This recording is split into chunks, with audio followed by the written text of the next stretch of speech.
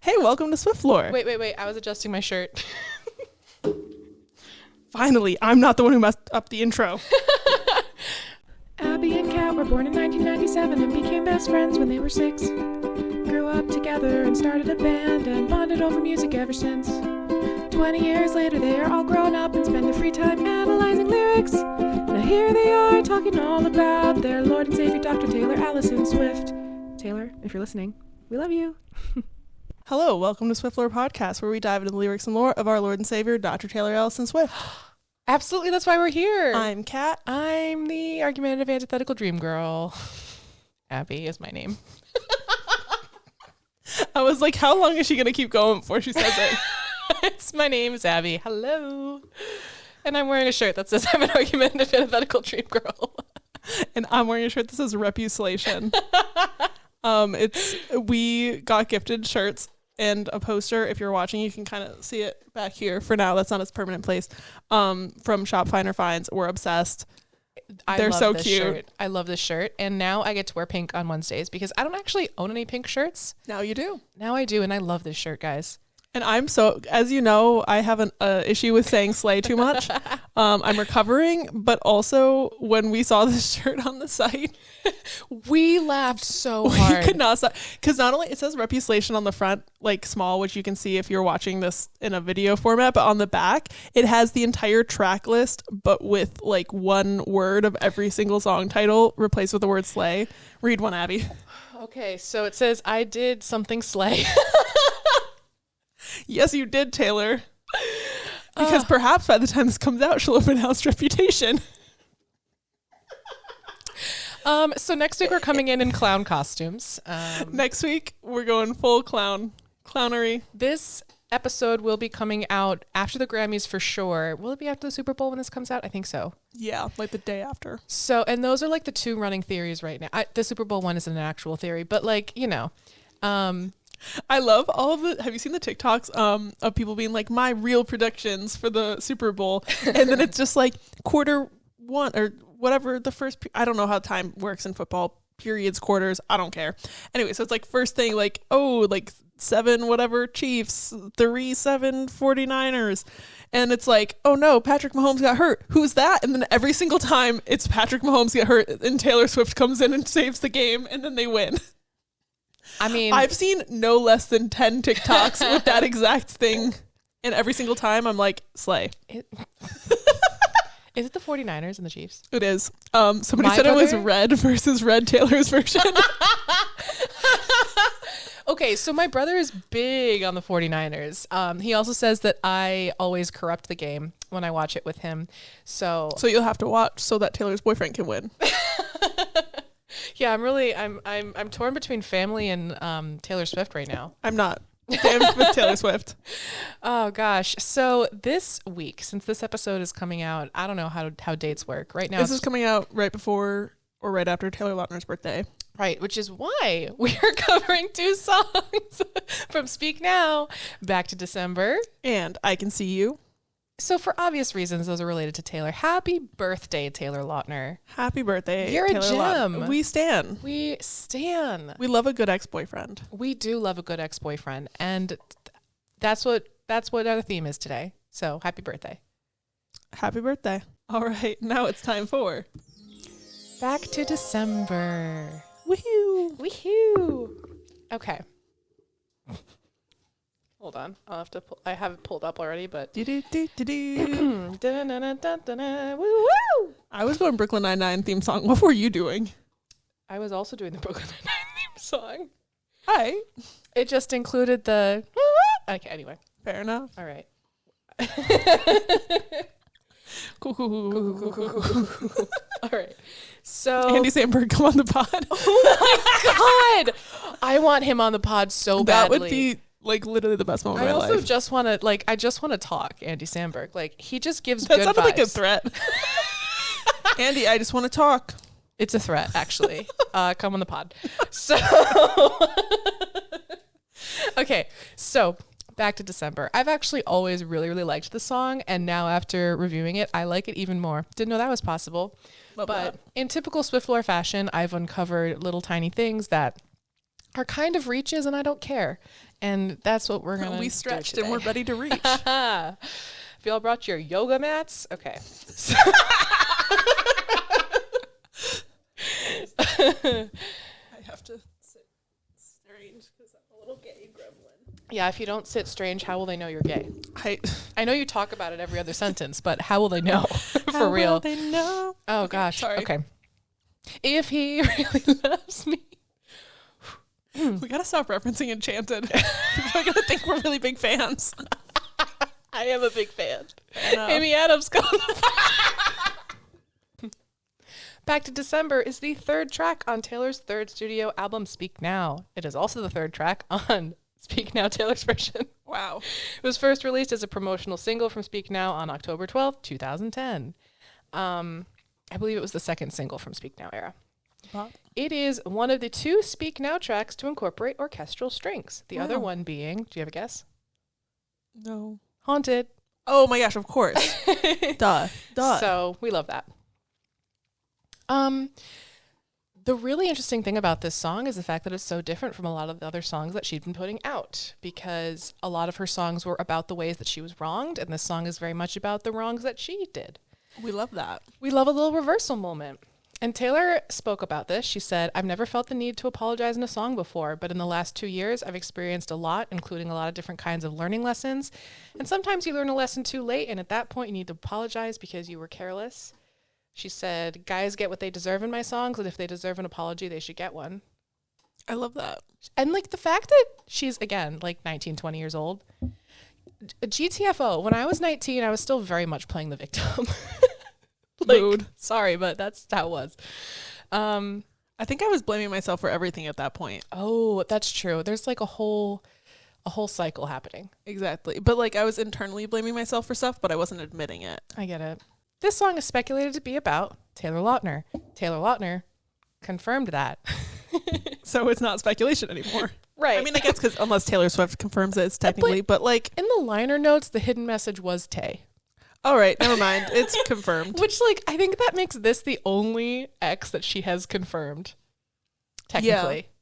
I mean, yeah, that she's confirmed like a song is definitely about that. Yeah. Which is cool. Because she's confirmed dated people, but not like that. Right. So Taylor Lautner confirmed this in an interview during the Scream Queens era. Do you remember that show? I do. I forget sometimes that he was in it. Me too. That show was so campy. I loved it. It was. I don't even remember. I know I watched some of it. I watched the Nick Jonas season. I think that was season 1, but whatever. Ariana Grande was in it for like 10 seconds. Oh yeah, she was. She got immediately murdered. Keke Palmer was in it. Keke Palmer was in it. That's where that line that everybody keeps making fun of, the Senorita Awesome. Oh. Mm-hmm. She's in it. Yep. That's where that line is from that show. Yeah, that line of dialogue is really bad, but I mean, it's from the creator of Glee. It's What can we camp. say? It's camp. It's camp. This isn't the Scream Queens podcast, but This isn't. So Taylor Lautner was in that show, and he was doing an interview with Leah Michele, speaking of Glee, and John Stamos. Speaking of Glee. What a trio, by the way. And I guess also Scream Queens did have a joke in the first episode about Taylor Swift. I won't get into it because I actually don't really like the joke that much. Yeah, it probably isn't good based off the era that it was coming out. Yeah, I don't know how I feel about it. But anyway. Look it up if you're curious. So during this interview, one of them was just like, didn't Taylor write a song about you? And Taylor Lautner just went, that's what she does. She writes songs. We love that. Period. And he's just not a dick about it. I know. I love that. He was like, I dated as a songwriter and she wrote a song about me. And that's what we were talking about with Sarah Gross last week. We're like, if you date a songwriter, then they might write a song about you. That's simply how it be. That's how it be. So I love that he said that. And then later he was like, yeah, that is about me. Back to December is the name of the song. It's something along the lines of what he said. But I love that for him. Critics love this song. As they should. And I think that it's actually, I know that it's because a lot of the criticism she was getting at the time was that she always played the victim, which we've talked about before. In this song, she's not doing that, which, you know, the people that love to criticize her was just like, oh, what can I criticize her about now? Whatever. Like, sorry, I'm over it. But one critic from the AV Club said that it wasn't as effective as the songs where she calls out those who wronged her. I don't know if effective is the right word. Like, what do you mean it's not effective? Yeah. Is this fucking Pokemon? She's written a song about an ex calling him a bitch ass. It's super effective. She wrote a song apologizing. Weak. Miss, but whatever. So, it was first performed in Paris at a showcase on October 18th, 2010, and she continued to perform it around the world to promote Speak Now. This was interesting. On November 21st, 2010, she performed Back to December with One Republic's Apologize as a medley. Oh, wait, yeah. I think she did that on the whole Speak Now tour. Yeah. She's on the piano. I forgot about that. Yeah. But some people said that the the breakaway into Apologize seemed unnecessary. But you know what? It's her tour. And also, like, Ryan Tedder from One Republic, who we talked about, they were like buds. Yeah, didn't they write? He worked on 1989 a lot, right? Yeah, because we talked about it when I was doing Welcome to New York. So, yeah. So, there you go. It was also performed as the second surprise song in Denver, Colorado on July 15th, 2023 on the Eras Tour. Love that. So, there was a music video. It was directed by, I'm truly going to get this name wrong and I apologize, Joanne Lemoyne. So if I said that wrong, I apologize.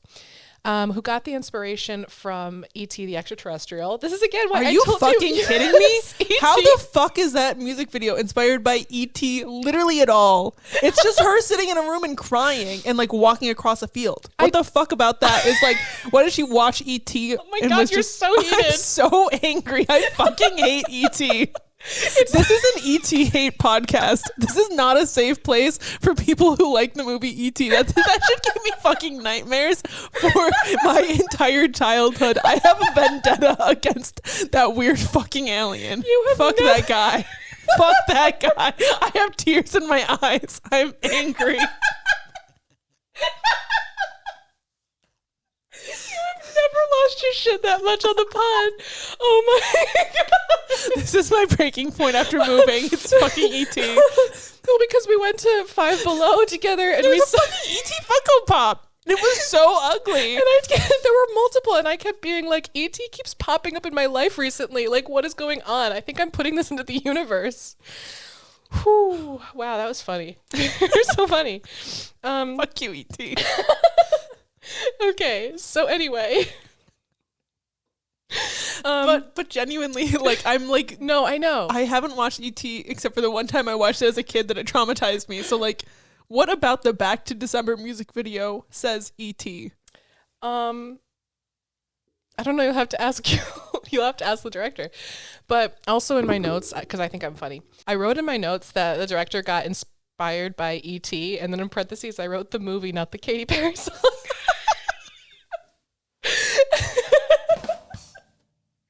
Okay, but also I'm pretty sure they did direct the Teenage Dream music video. So that's so funny. I know that. I feel like that kind of fits because like the vibe of like, because the Teenage Dream music video is like her.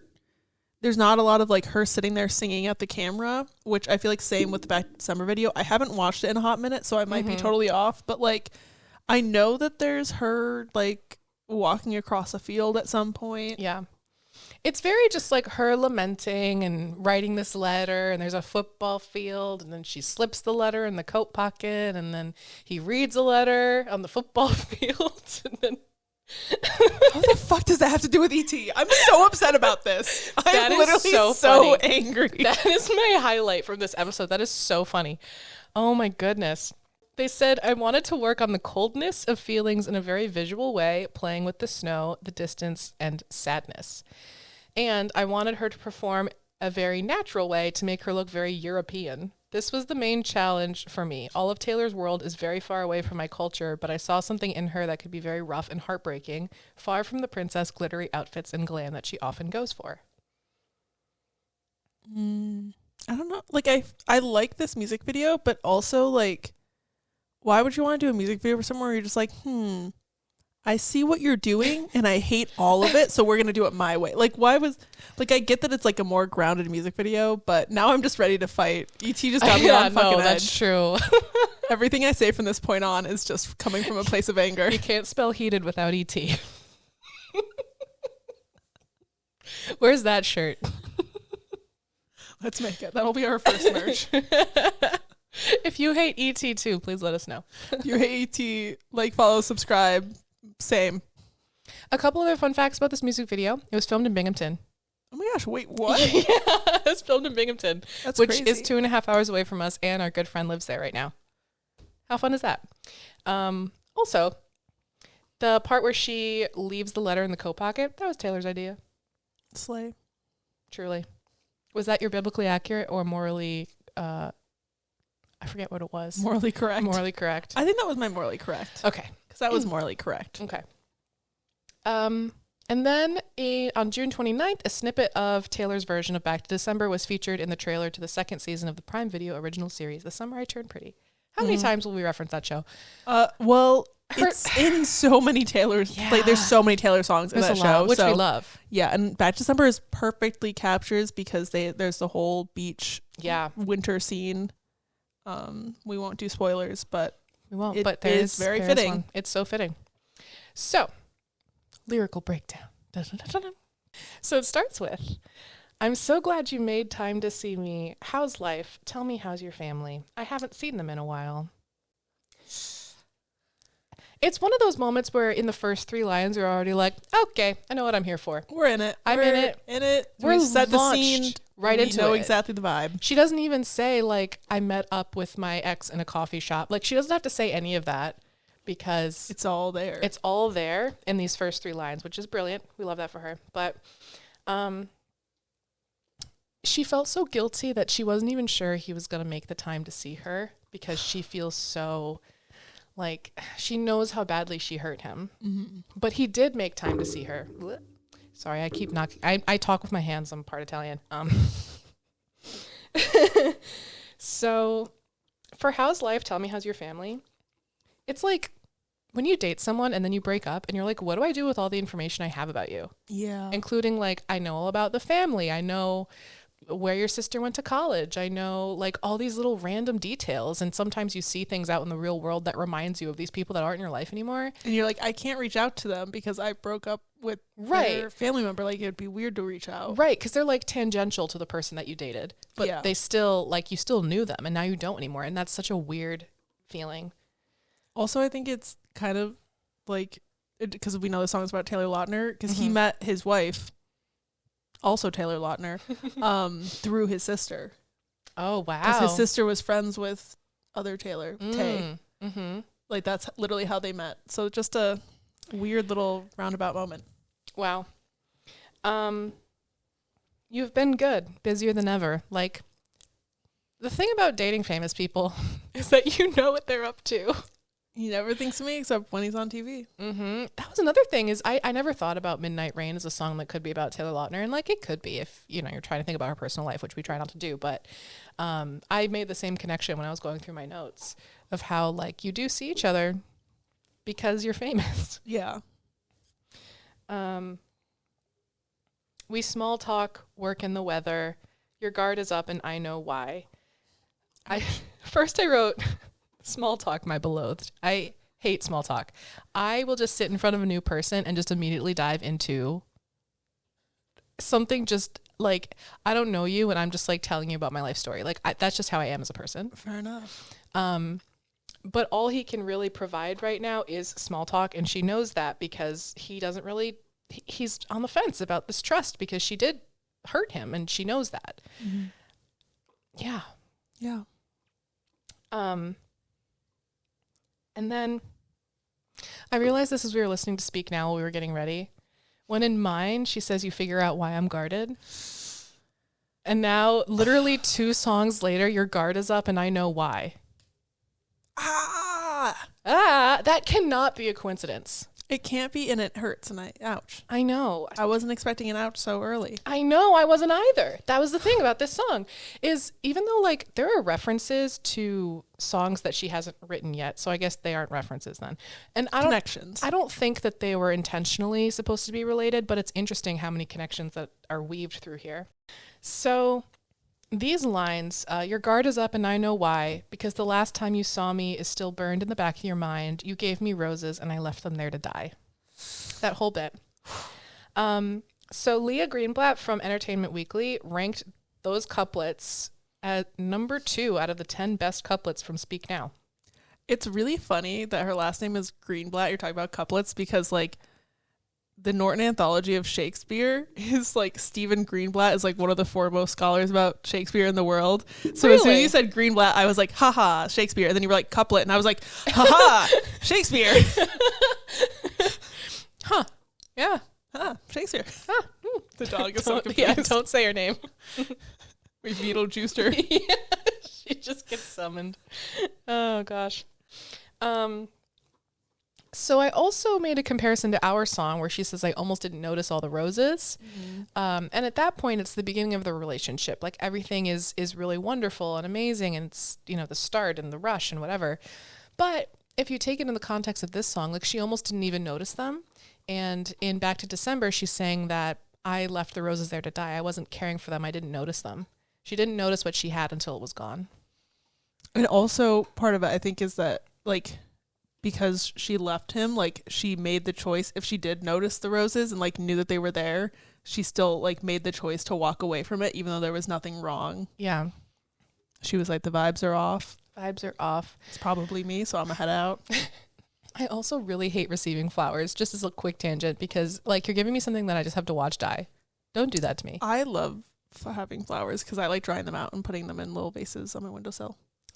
Well, if anyone listening wants to court either Kat or I, now you know how. Now you know. You know do's and don'ts. Court. Jesus Christ. This is why we're single. I don't know how to talk about things. The chorus, I wrote, first and foremost, the melody is top tier. This melody is a banger. It's so good. It has like this momentum behind it that is like the force behind the entire song that you can feel even if you're not listening to the lyrics. Mm-hmm. And she's saying, this is me swallowing my pride and standing in front of you saying, I'm sorry for that night. Which is like, doing that is so hard. Yeah, just admitting like I messed up and here's like, that's crazy. Yeah. It's such a brave like thing to do, to like admit that you were wrong. Yeah. Especially at that age, like it takes so much bravery to face the consequences of your actions, especially when it involved hurting other people's feelings. Yeah. And taking responsibility. And I guess it's kind of a discussion question, so I won't get into it right now. But not only did she apologize to him, she also wrote this song and now gets to publicly, like, this apology is out there. Mm-hmm. Like, she has apologized to the world, too. Yeah. I go back to December all the time. First of all, that is such a cool wording to say that I can't stop thinking about the things that I did. Like, I go back to December. I go back to the point where I screwed everything up. I always think about that line, not as her going back to when she screwed up, but to right before she screwed up when things were really good. Mm-hmm. So, like, I go back and relive these good moments that I threw away all the time. Yeah. Yeah, and it's just, what a cool way to say that. It's also wild that she says all the time here, because if you might know, I regret you all the time. I regret you all the time. I regret this all the time. Yeah, she doesn't use that phrase very often. I literally wrote all the time, ... I mean, you know what I'm going to say. And then I did know. I get so sassy in these notes. So sassy. It turns out freedom ain't nothing but missing you. Oh my, like, what a fucking line. I know. I think that changed my brain chemistry when I listened to the song in middle school. Literally. Because she's thinking about how, like, all she wanted was her independence. This is another Midnight Rain connection where, like, she wanted to make her own name and she left behind this other really nice thing. And she misses him. Yeah, it turns out it wasn't what she actually wanted. Yeah. Like, you know? Yeah. Yeah. I know. I get it. Also, I do love the missing you, wishing I'd. I really just like that rhythm. Yeah, it's so good. Wishing I'd realized what I had when you were mine. Huge contrast to her other songs. I talked about already how, like, before she was talking about how she'd been wronged. Now she started talking about how she wronged someone. But thinking about, like, I knew you'd miss me once the thrill expired from Cardigan. The entirety of You're Losing Me, Better Man, lots of songs about that. And also, again, with the When You Were Mine, and 2 songs ago, the song Mine. I also think about, like, the way that this song came before I mean, she's written a lot of songs about like you're gonna miss me when I'm gone, like that kind of vibe. But like I feel like a lot of like all the ones that you stated came after Speak Now. Yeah. So it's like she knows what the other person's gonna feel because she has felt it from this relationship. Right. Exactly. And that was like a huge thing when I was looking through this song and seeing all these things she's saying and how later on they're going to happen to her. And it breaks my heart quite a bit. Ouch. Yeah. I go back to December, turn around and make it all right. The idea of traveling back in time to fix previous mistakes can be a therapeutic thing to look back, but it's also, I'm trying to figure out how to phrase this because there's like The Great Gatsby where you're continuously focusing on your past. Yeah, it's natural, I think, when you mess something up to want to go back and fix it, but also it can be like paralyzing if it's all that you think about forever. Yeah, and she's really stuck on this. I mean, she keeps repeating, I go back to December all the time. Like she's saying it over and over again because she keeps being in that place. She can't get out.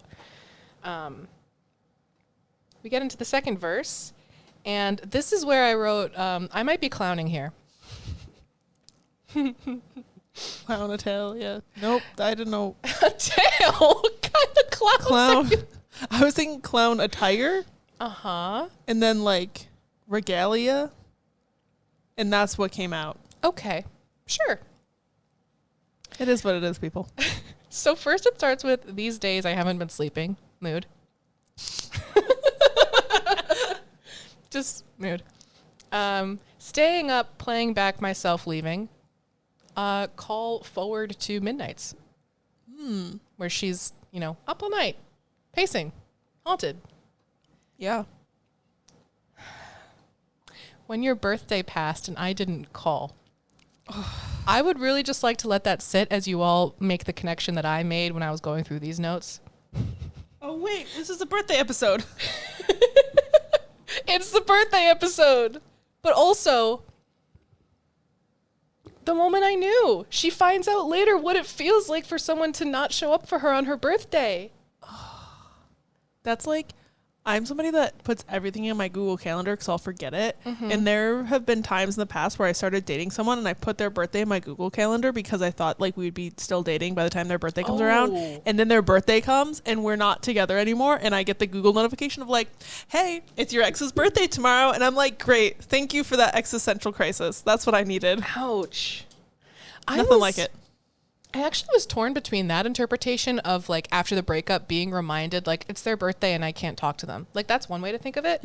For whatever reason, I was thinking about how she's stuck on like at this point in his birthday in February, she knows that she messed up a little bit and that she could reach out and wish him a happy birthday and she didn't. And how now even further into the future, she's thinking back on it and being like, your birthday passed and I didn't call. Like that. I think of, there's a Maisie Peters song on The Good Witch Deluxe where she's like saying that her ex is gonna like try to like Merry Christmas his way back into her life because like saying Merry Christmas to your ex is like a way that people slide back in the DMs. And I feel like, so like also the other thing with his birthday is it's right before Valentine's Day. Yeah. So if you're happy birthdaying your way back into his life 3 That's days true. before Valentine's Day also, I wonder if that was part of her like. And they were in Valentine's Day together. They were in Valentine's Day together, which is a bop of a movie. You should watch it right now. I love that movie so much. So anyway, big ouch. Like just the concept of birthdays to Taylor and how it was such a big deal for her when her Red era boyfriend didn't show up for her birthday. And, then 22 was a whole thing. So yeah. Then we get into, I think about summer, all the beautiful times I watched you laughing from the passenger's side. We got August for real. Remember when I pulled up and said, get in the car? And it's also very our song coded. Yeah. Riding shotgun, my hair undone. Yeah. Like all of these things, because she writes a lot of songs about being in the car with someone. Like and it's usually expressed in a happy thing. Getaway car is a bit of a gray area. Remember when he hit the brakes too soon? Oh yeah, that too. The manslaughter. But anyway, that. And I realized I loved you in the fall. Do you think she realized after they broke up? Well, no, because they at least were together in December. So in my mind, like the relationship, like they got together in summer and then fell in love in the fall. And then in December, like things fell apart and they broke up. Sure, but it's possible that like maybe she didn't realize she loved him in the fall until afterwards. Because she says, I realized I loved you in the fall. True, it could go either way. But it could either be like, she did publicly say I love you on SNL. Oh yeah, she did. But like in general, the lyric could be, because this is like the only song that we have a confirmation of who it's about, it does color it a little bit. Yeah. But like in general, it could be either way. It could be either way. We're just doing a close reading of the text. We're analyzing it. The curtains, they're not just blue, guys. So they're not. I'm an English major. That was an English major joke. All the English majors just laughed. They all just got filled with rage, actually. I was an English major, so I wouldn't know. Anyway, I wrote a lot about this. So they met on the set of Valentine's Day in 2009 in the summer. Then the Kanye of it all, we must revisit, because that happened in September. He was on stage. He was on stage. He was presenting the award for Taylor. And then Kanye came on, and Taylor Lautner has spoken up about how he thought it was a bit, because he was like, why else would Kanye be jumping up on stage right now? Yeah, he thought it was just a bit that they didn't tell him about. And so that's part of the reason why he didn't react at the moment, even though they were dating. And he said that the moment she turned around and he saw her face, that he knew it was real. Yeah, but it was already like too late to do anything. And that's actually his SNL monologue, because when I was growing up, I used to watch SNL every weekend, and especially when the Taylors were on. And Taylor Lautner was hosting, and in his opening monologue, he did this whole thing where he's like, here's what I would have done if I had known. And he did like a little flippy flip and like a kicky kick and like at a Kanye cardboard cutout. Yeah, I love that. So anyway, this is why we stand. Taylor Squared was so precious. They were. And I love that they're besties now. Yeah, same. Like, it's so cute that they're like, and like she's friends with his wife too. Like they're like actual like good friends. I love that. Yeah. And then the cold came, the dark days. Okay. January is the longest freaking month of all time. I'm so glad we're out of it. Oh, January was the worst. Imagine breaking up in December and having to survive the 10 darkest weeks of the year on your own while you're upset and guilty. You're really on your own, kid, you know? Yeah.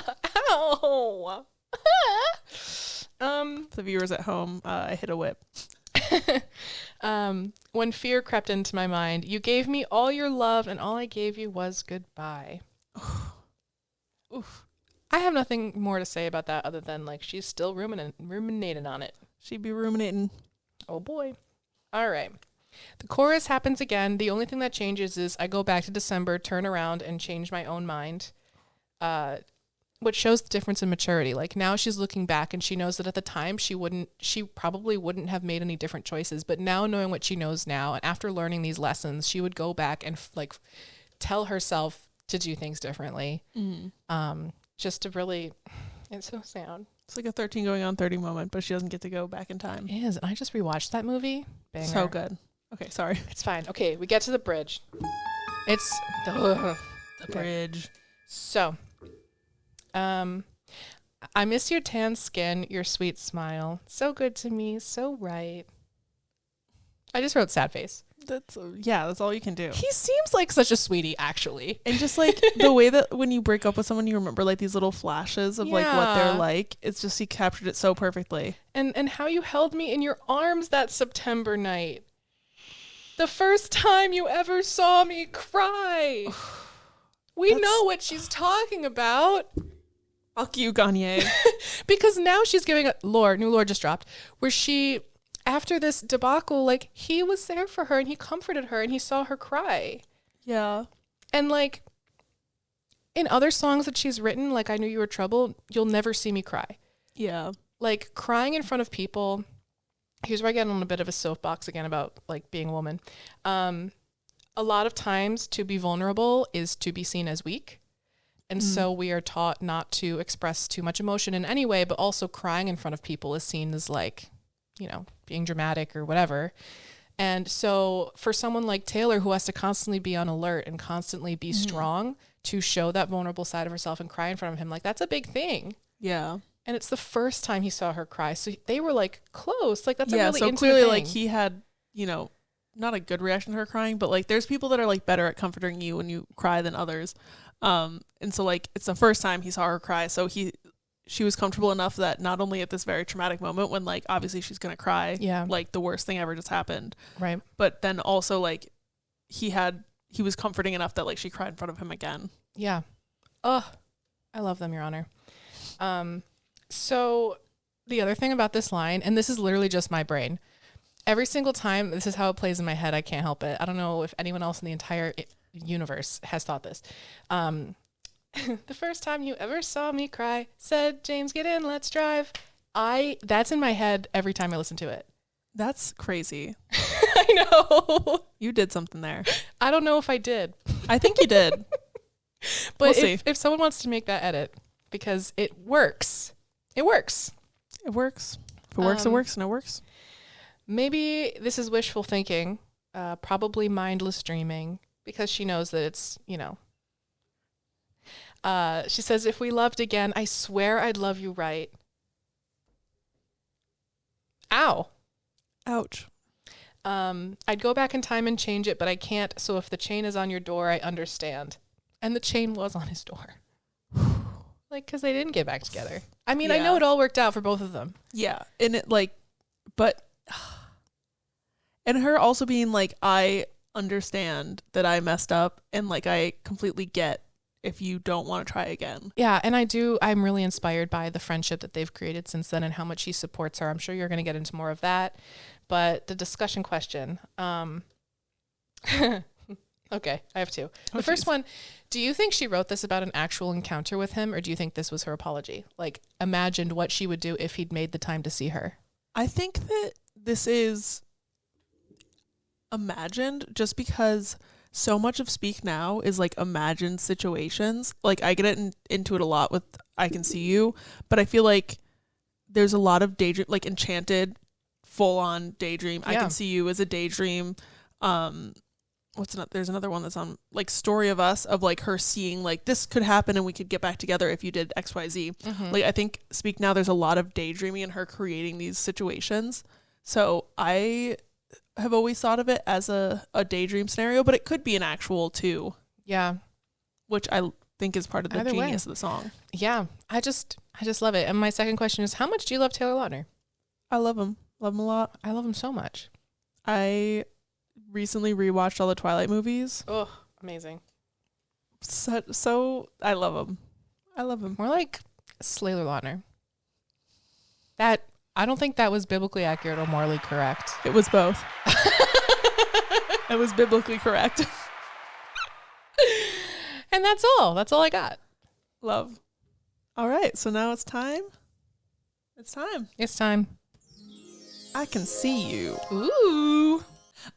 So I Can See You is track 19 on Speak Now Taylor's version. It is a Volt track.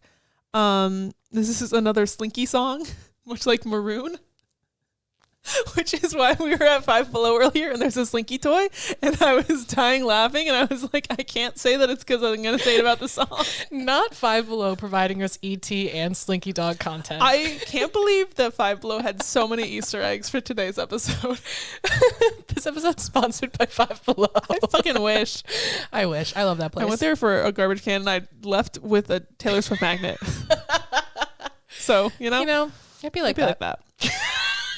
Is there an echo in here? We just said it straight. See, that wasn't even like us repeating after each other. No.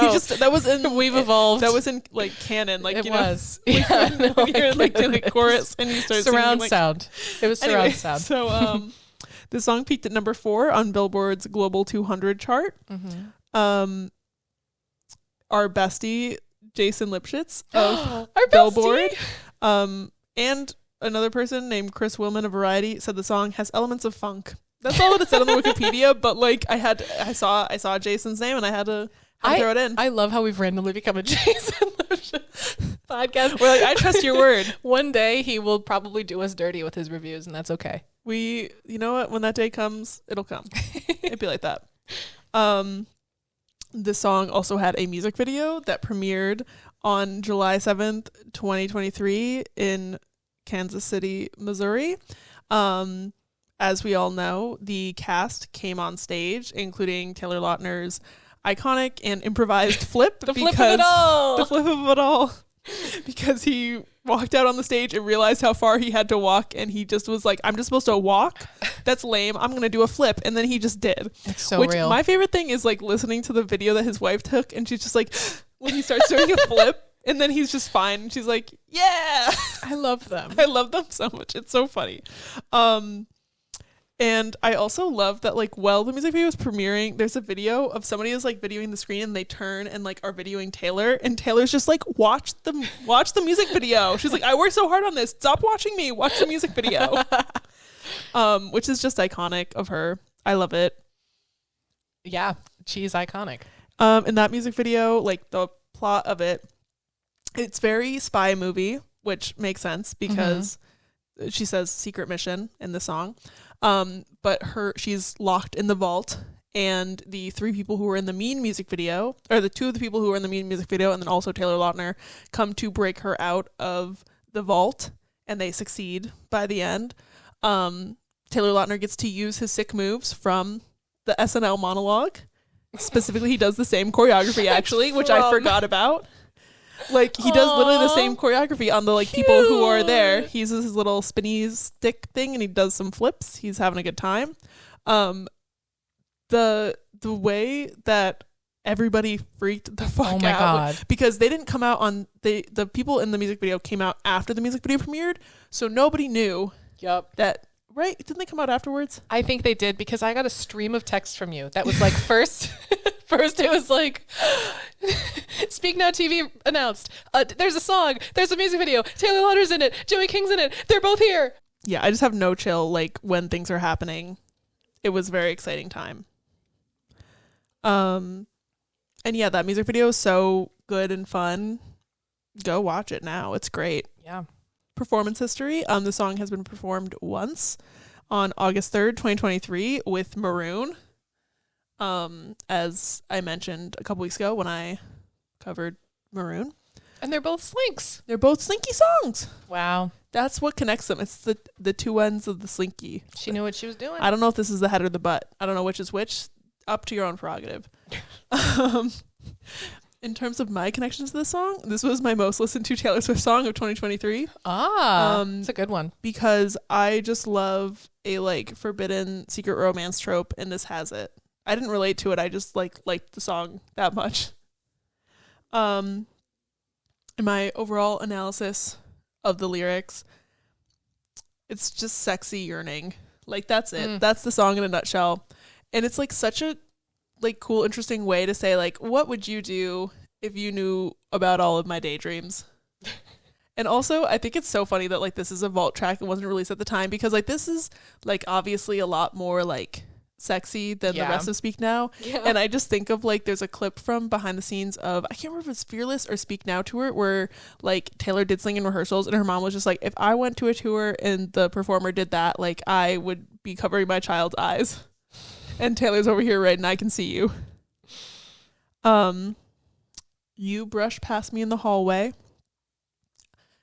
I think another connection between this and Maroon is the hallway of it all. Ooh. You were standing hollow-eyed in the hallway. Yeah. Kind of mimicking this of like, obviously this whole song takes place in like a hallway where they're just kind of staring each other down. I'm just imagining like prolonged eye contact between two people, and everybody else is just like, can you fucking chill? Jesus. And you don't think I can see you, do ya? And also like these opening lines are just so flirty. She's like, I see you trying to find an excuse to like brush against me, touch me, whatever. Like, it's flirting 101. That's very flirty. I remember seeing this tip in like 17 magazine when I was a kid, and I was like, this is what flirting is. Remember 17 magazine? This unlocked 17 magazine from my memories. I forgot about it until just now. I love that. I've been watching you for ages. Like that feeling when you have a crush on someone and you're just like trying to convince yourself that they like you back. So you're just like watching them and trying to look at all of these like signs and body language and all this stuff to figure out if they feel the same way. I love it. Also, I don't know why I'm like fully turned away from you. I don't know, because you don't like me very much. Obviously. Clearly. You figured it out. And I spend my time trying not to feel it. Again, like that feeling of having a crush on someone and being like, I shouldn't have a crush on you. So like, I'm just going to try to ignore it and like convince yourself that you don't feel that way about them. But like in reality, you got a crush. She got it. She perfectly captured it. She's an icon. But She what really would did. you do if I went to touch you now? Like, What would you do? what would you do? Like these little what ifs when you have a crush. What would you do if they never found us out? This line sets up the like need for secrecy that's throughout the rest of the song. Like the first verse before this, you're just like, haha, cute flirty relationship. And she's just like, but what if nobody had to know about it? No one has to know what we do. Who's gonna know? And also like this idea that she's like preparing, like she knows if they were to like be in any sort of relationship, there would have to be a big element of secrecy to it. And like that kind of makes it more like appealing to her. But eventually she'll learn like it's more of an illicit affairs vibe of like, that's the thing about illicit affairs. It dies and it dies and it dies a million little times. Yeah. But this is before she was battered down by the world. You know. What would you do if we never made a sound? Again, secrecy. Because I can see you. Wait, I don't know why I fucking said it like that. I was trying to emphasize the word can, and I didn't like it. Because I can see you waiting down the hall for me. So this is like I can see you. Like this is what's actually happening right now. And I could see you up against the wall with me. The fucking flirtatious line. This reminds me. So I got a fortune cookie yesterday, and it was literally just a fucking pickup line. It was genuinely like. What did it say? I love how it's more fortune cookie content. It's more fortune cookie content. It literally had like a call and response on the fucking. It was like, did it hurt? It wasn't like, did it hurt when he fell from heaven? But it was like that level of cheesy, and it was like the first line, and then parentheses quotes like for somebody else to say, and then it gave the response. Like it just gave a pickup line. Huh. I was like, I've been getting the worst fortune cookies. I don't know. But this is like the same vibe. Like this is such a pickup line of like, I see you over there. What if we were making out right now? Hee hee. Like it's such a, but like it's said in a way that's not so terribly awkward. Yep. What would you do, baby, if you only knew? And like that fear that's holding her back of like, it's possible that if he knew he wouldn't reciprocate, but also like, what would you do if I said all this stuff out loud? I'm not going to, but like, I'll think about it. It's fun to think about. And I'll think about what you would do. The yearning. Yeah. The yearn of it all. Verse 2, we kept everything professional, adding to the lore a little bit more of like, maybe that's why they have to have the secrecy because they work together in some way. I think of like the Ours music video where like she's in an office and she's very secretive and somebody's like, I think she has a boyfriend, but like, I don't know. Like that's kind of the vibe. And like, she's trying to be mature and professional but something's changed. It's something I like. So she can tell that this other person also feels this tension or at least she's convinced herself. That's me projecting. That like they feel the same way and like she can see that there's a shift in them too. So she's not the only one who's like has to try to keep things professional. And then the they returns. They keep watchful eyes on us. Who's they? We don't know. It's just the looming they over this relationship. Could be anyone or anything. True. So it's best that we move fast and keep quiet. And she's just making this plan of like, if we had to date, you know, if it happened, here's what we would have to do. Like, I already have it all figured out. You just have to kiss me and then we're fine. And then I got it from there. Like the way that so like funny. No, but like this is so relatable. It's so relatable. It's so real, and it's so being 19 coded. It's also just a bop. You won't believe half the things I see inside my head. I think about like Taylor's persona at this time. Like her public persona is very like innocent. Like she wears short skirts, I wear t-shirts. Like, but then in her head she's like, but I can be spicy. I also think about kissing. Exactly. She's like, I have kissed somebody before. Want to do it again? Perhaps. And we'll get into that again later. We'll circle back to this moment. Okay. And then the pre-chorus is the same. And then the next chorus, it's got the first 3 lines are the same, and then it adds another 3 lines. So what would you do if you only knew that I could see you throw your jacket on the floor? little parallel to Wildest Dreams. No one has to know what we do. His hands are in my hair. His clothes are in my room. Kind of same vibe of like that happening. I could see you make me want you even more. And I just love that she's making up these scenarios and she's just like, God, in my head, he's perfect. Like, he's doing everything right. In my head, I do everything right. Listen, I'm just like, oh, man, the way that I've been here. It's so, like, I'm like, how many times do you think she talked to this person? That's a great question. Because in my head, I'm like, this is giving, like, when you really like want to date someone when you're like 18, 19 years old and you have like 3 conversations with them and you're just like, so here's how it would play out if they were my soulmate. Yes. And I love that energy. I'm going to normalize the fact that everyone does that. Everyone does that. Everyone. God, I am such a romanticizer in relationships. Like, does this make the relationship work? I'm doing air quotes. No.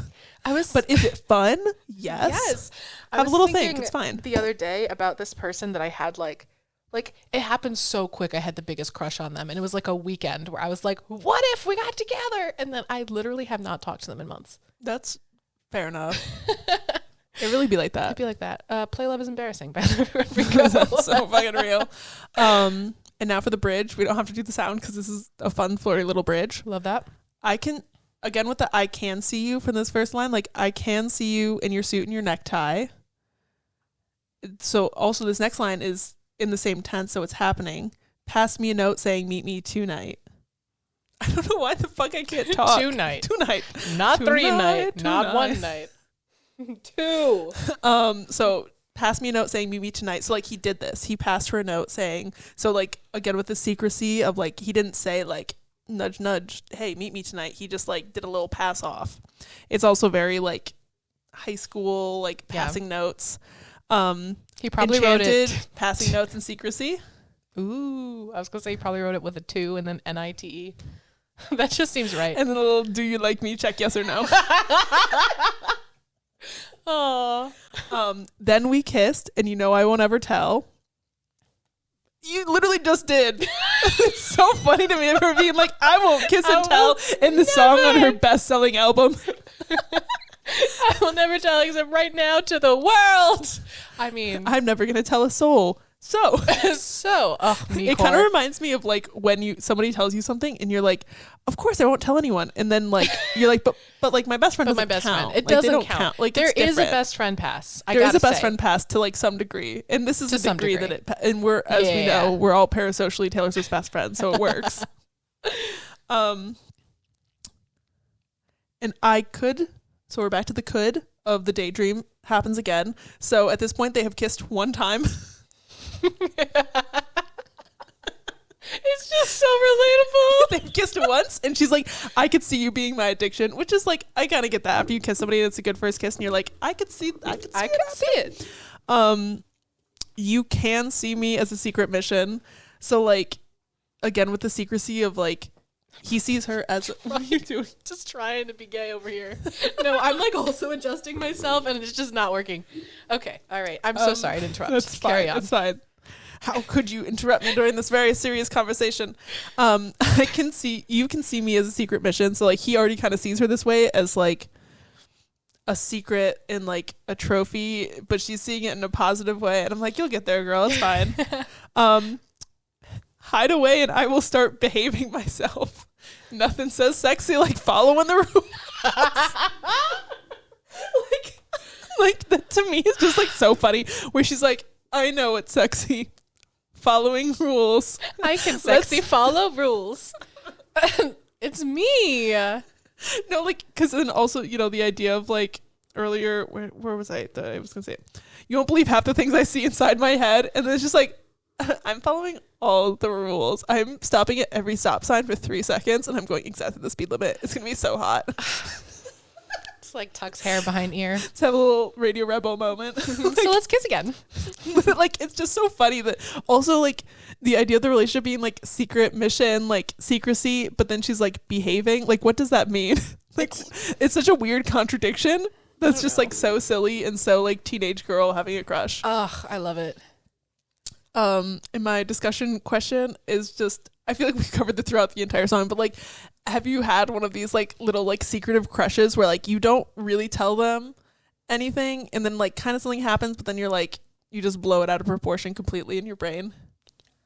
Yeah. No, and I have one so specific that happened, and I can't even talk about it because I'm so embarrassed by it, because I am fully a 26-year-old woman. What about when you were like 19, like 18, 19? Oh, okay. That's less embarrassing. Exactly. We can throw it back. Like, sorry, I'm gay. Yeah. Oh my God. Okay, so the thing about me growing up is that I did this with literally every viable option. Yep. That's a mood. That's how I was, because I was too scared to ever really do anything about it. But I would see people and they would talk to me once maybe, and I'd be like, okay, so I have a crush on them now. That's so real. Just how it was. That's just how it is. It really be like that. Yeah. It reminds me of this girl that I dated when I was like 19, and like I was so into her and she was like, you're fine. Ow. But like we like hooked up once and I was just like, clearly this vibe, and then the next day she was like, we should just be friends, right? And I was like, that's fine. But like this is the same vibe of like building it up in your head, and then like, is it gonna happen? Is it not? You never know. We're out here, and that's I Can See You. Wow, that was a quick one. That was a quick one. I feel like there's not a ton, like it's not deep. It's just a silly little guy. Wow. And hint songs. We didn't decide what songs we're I gonna know, do. but that's dependent on a couple of factors. Oh, that's true. We also forgot to tell you our hint songs for last week. Last week, my hint song was supposed to be October Passed Me By Girl in Red, which would have related to Back to December. And I forgot to come up with one, which is why I forgot to remind Abby.